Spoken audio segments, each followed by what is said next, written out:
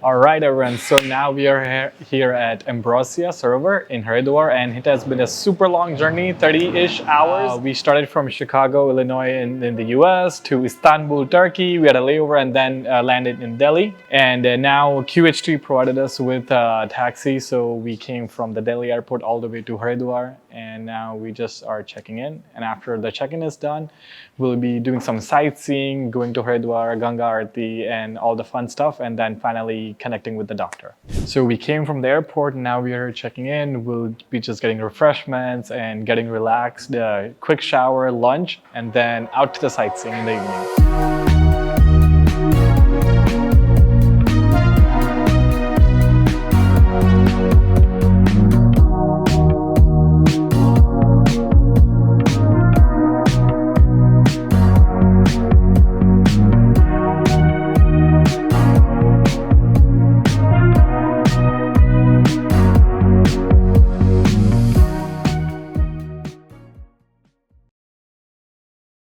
All right, so now we have done getting freshened up, the shower, everything is done, the lunch was amazing here at the hotel, and now next stop is Har Ki Pauri, Ganga Aarti at around 6ish. Currently it's 4:30, so we still got some time. After the Aarti, we'll get the blessings for tomorrow's surgery. So see you all there.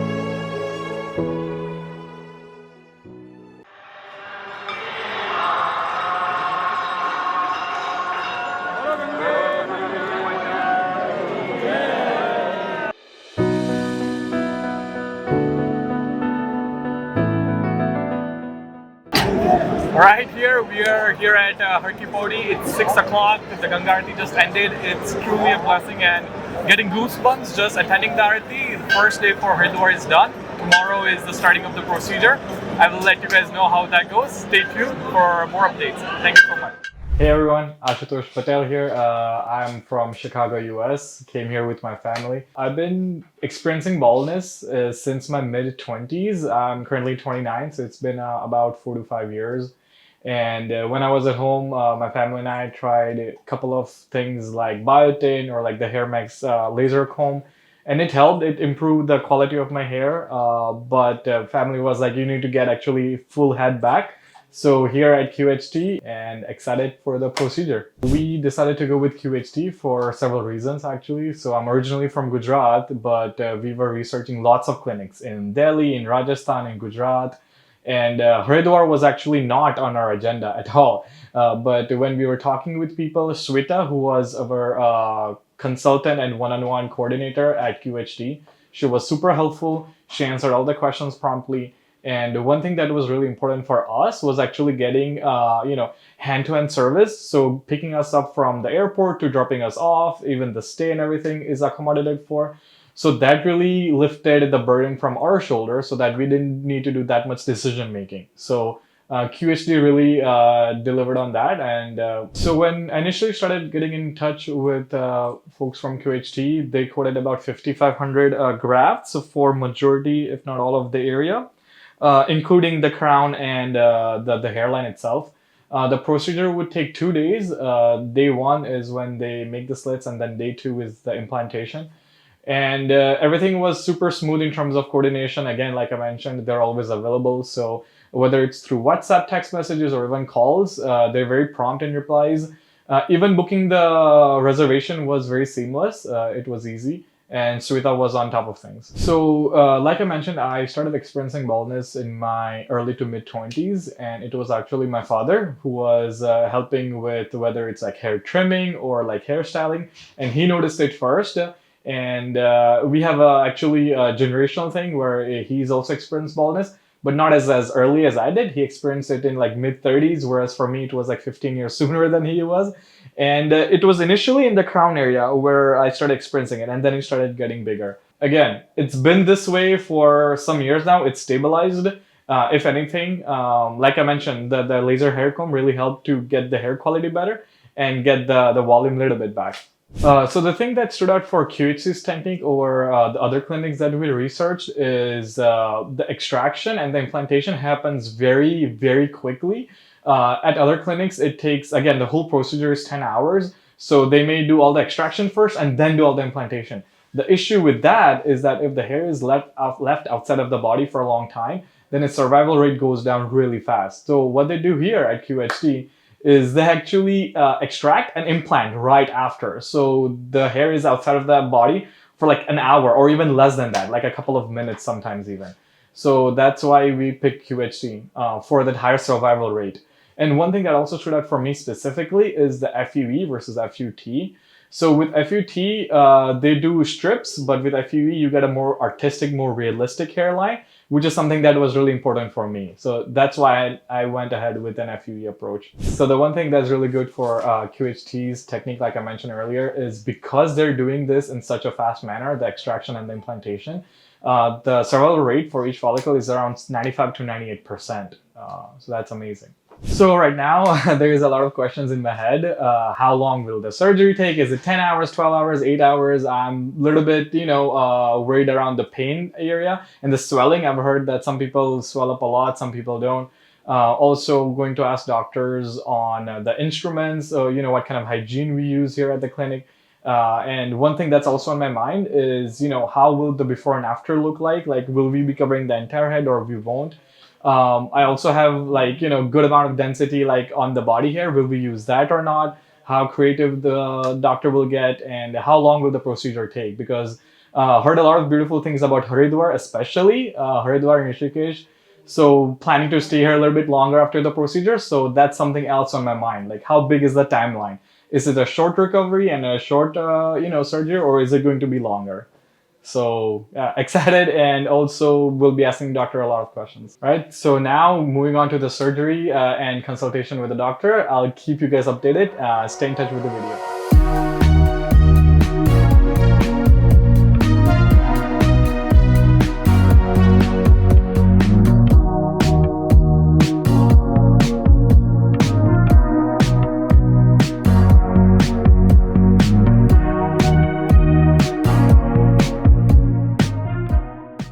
Alright everyone, so yesterday was day one and yesterday included check-in, introduction to the team. We did our blood samples as well as physicals. And the best part of the evening was actually the Ganga Aarti, like I mentioned yesterday. It was super relaxing and peaceful, all rejuvenated for day two, which is today. And today's agenda is consultation with the doctor, which we just did. So they asked us, answered our questions, queries, concerns that we had. The better and the fun part is actually drawing the hairline, which is going to be a creative discussion between doctor and my family. So excited for that. And then we'll be doing the trimming, the actual implantation, and the extraction. So I'll keep you all updated on how that goes. So one of the things that we'll be doing today as part of day two's agenda is we'll be doing the trimming and drawing of the hairline. So excited for that part.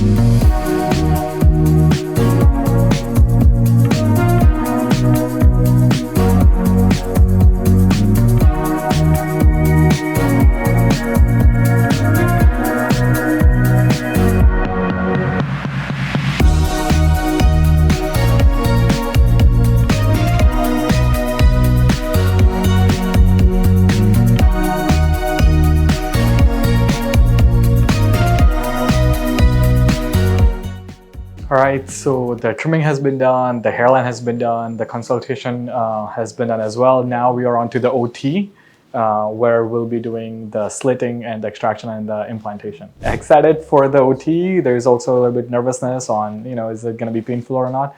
I'll let everyone know after the surgery how it went. So see you all there.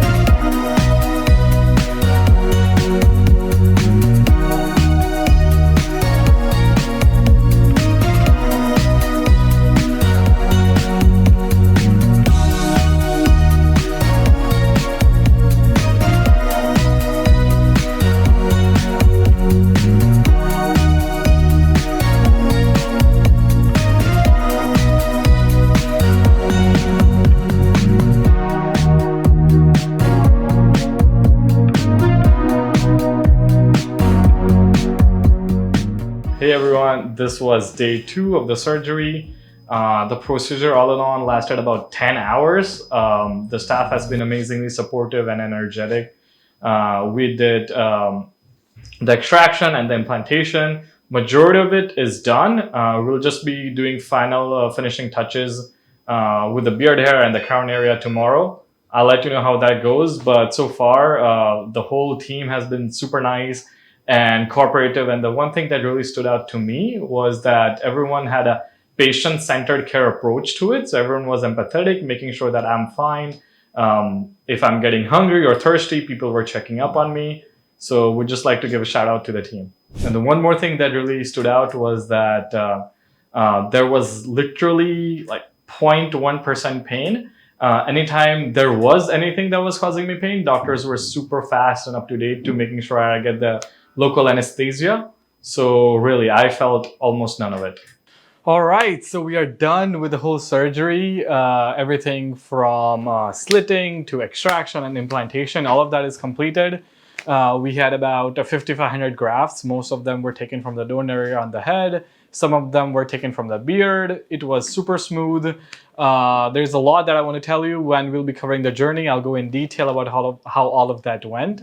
The surgery itself took a couple of days. There was one day for slitting, another day for majority of the implants, and then we left the last day mainly concentrating on the beard. So the doctors really wanted to make sure that they took their time and they did a great job at it. So it was very paced procedure. It was not like a quick in and out, which is actually a good thing, I would say. So that's how the procedure went. The doctor explained the medication and all.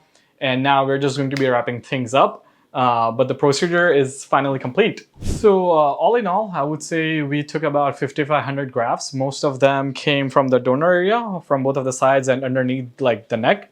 There were about 500 to 700 that came from the beard. And the area that we covered was above the temples. So not the temples themselves, but above it, and majority of the vertex area. We also covered majority of the crown, not completely, but I would say good 85% of the crown is covered as well with this whole surgery. And one more thing before I forget, which is the doctor explained the post-care, which is super, super, super important, I would say. There's medication we need to take care of. There's a cream that makes sure that the donor area and the beards are not getting infected. There's also like sunlight radiation, light radiation that we need to be taken care of, as well as things like, what kind of shower do we take? Do we take strains or not? Is there any like food dietary restrictions or not? So all of that was explained as well. So in terms of swelling and pain, that was actually one of my biggest concerns. So there was no swellings, thank God. I already had majority of my hair grafts implanted yesterday. I will say to everyone who is thinking and researching about doing hair transplant, that make sure you do your research. Make sure you ask a lot of questions. People at QHT are actually very accommodating and they want to be asked questions. So whenever you do ask them, they'll give you a very thorough response. There's also multiple numbers that you can contact them. There's also multiple phone calls that you can do with them. So ask questions. I will say that I did not get the swelling because I took the care to make sure I sleep at an incline level, which is also something that the QHT staff told me about. There was also no pain. In fact, majority of the time I was sleeping. I was knocked out. And I must say, if you're traveling from afar, like from a foreign country and you have like a 30-hour flight, you will in fact get the best sleep while they're doing the procedure because the anesthesia is very nice. So really, like when I woke up, I was rejuvenated. So no pain, no swelling, thank God, at least not until now. I'll keep you guys updated second day, third day on, do I develop swelling then or not? But right now, no swelling at all, no pain. And there's a lot of antibiotics and painkillers that they give as well. So just make sure that you keep on actively taking them. And yeah, that's what I would say. In terms of tips, right? The second part that I also wanted to discuss were tips and recommendations. So it's not like everything is just rainbows and sunshines. It's not like everything is unicorn. Life is not perfect. Things are not perfect, like whether it's relations, whether it's a job, nothing that is monumental is perfect. Same goes with a hair transplant. Hair transplant is not a small procedure. It is a big procedure. It requires effort, not just from the doctor, but from you as well. So make sure you do your research and things that did not go like 100% according to my plan. I also want to be very, very, very honest with you. I want to be transparent with you because you're taking the time to view this video. So what are the things that did not go as well as planned? Not necessarily bad, but we always have like a golden scenario, silver scenario, bronze scenario, right? So for example, one thing that did not go as planned, I expected 3 days, 1 day check-in, second day surgery, third day removal of the bandage. But actually it took 5 days. Is it a bad thing? For me, no, because the best experience I had was actually at the Ganga Aarti, which was the first day. So that actually prolonged the procedure. The second thing is the procedure took 2 days instead of 1. Was that a bad thing? I would say again, no for me, because I wanted to make sure that the doctor put in their effort, their attention, and dedicated continuous monitoring, which is something that the QHT staff did really well. So again, if you're coming from afar, don't just come for 3 days. Make sure you have a buffer time of at least 5 to 7 days. Something else that I feel a lot of people from abroad or from outside of Haridwar, they keep researching is the name of the doctors. It's like a tech company. Like if you go at Google or Facebook, you will see pods, and pods have SMEs, which is, subject matter experts. At the QHT is the same thing. We have a team of doctors that do just extractions. We have a team of doctors that do just the slitting. We have a team of doctors that do the implantation. So this actually introduced me to a lot of doctors who are doing this every single day. So again, but this is way better because I actually got to meet the whole team.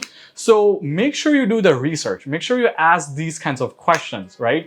And again, not to like broadcast too much, but we ended up taking the highest expensive package because I did not want the headache of coming from afar and getting lost, getting confused, having to worry about taxis and hotels and things like that. So at QHT, they promised 2 nights of stay. But again, since it took 5 days of surgery, we ended up overbooking the hotel for 3 or 4 days. QHT was able to help out with that as well to make sure that the stay got extended because the hotel was overbooked on their part.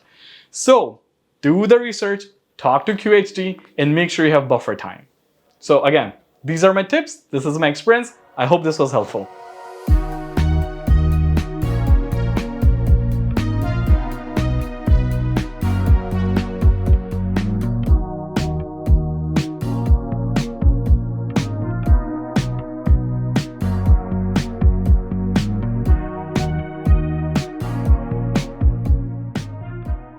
You've heard our patient describe his surgery journey, but the real story lies in his transformation. Let's take a quick look at how he went from battling advanced baldness in his pre-condition to achieving a confident, natural look after surgery. Meet our patient, a young man in his early 20s who was facing the challenges of advanced stage baldness. His hair loss started subtly from the crown area, but within a short time, it spread aggressively across his entire scalp. His hairline had completely receded, and the frontal, mid-scalp, and crown zones were extensively damaged. The condition not only aged his appearance, but also began to affect his confidence deeply. Despite his severe baldness, there was one positive sign. His donor area was in a healthy condition. The transformation began with a detailed scalp analysis, a step that lays the foundation for every successful hair transplant.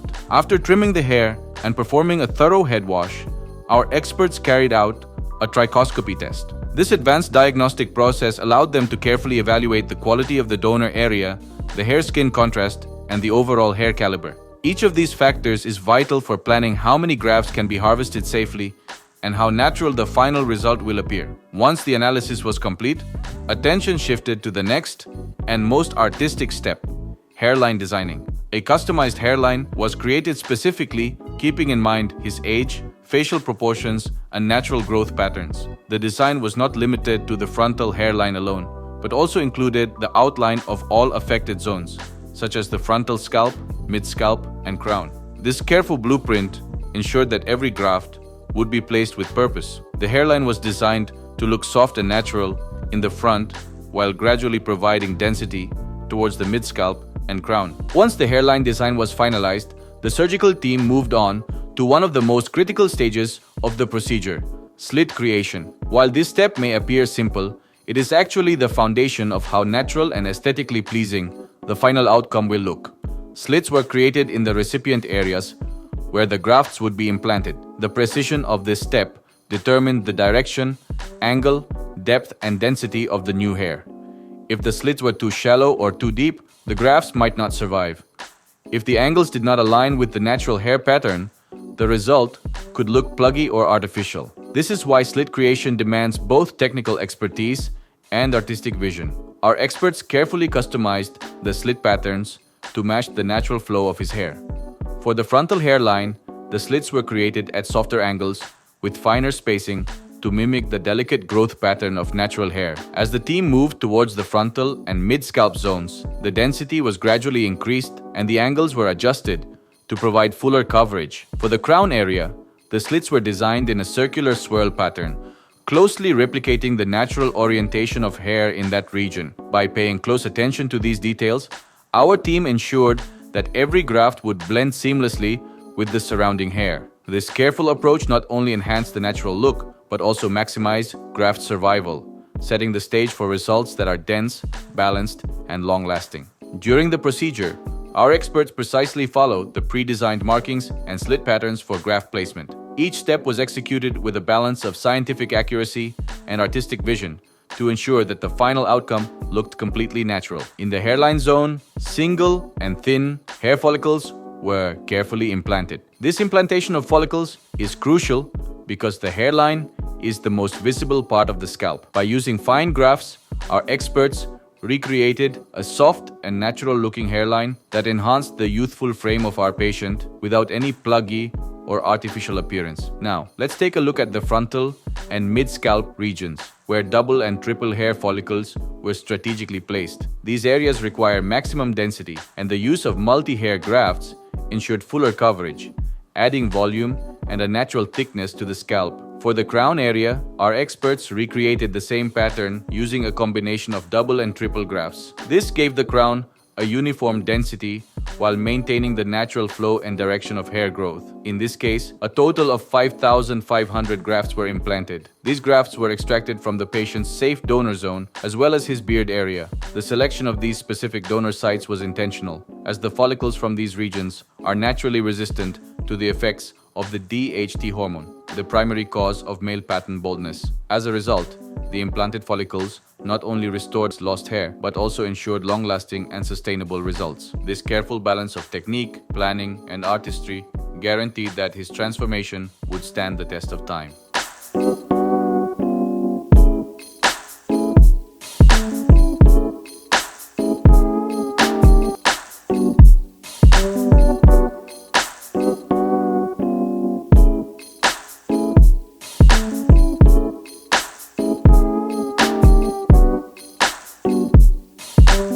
Hello friends, अगर आपने अभी तक हमारे channel को subscribe नहीं किया है तो प्लीज इस वीडियो को लाइक कीजिए, शेयर कीजिए और हमारे चैनल को सब्सक्राइब कीजिए और ध्यान रहे बेल आइकन दबाना ना भूलें, जिससे हमारे हर वीडियो का अपडेट आपको समय समय पर मिलता रहेगा।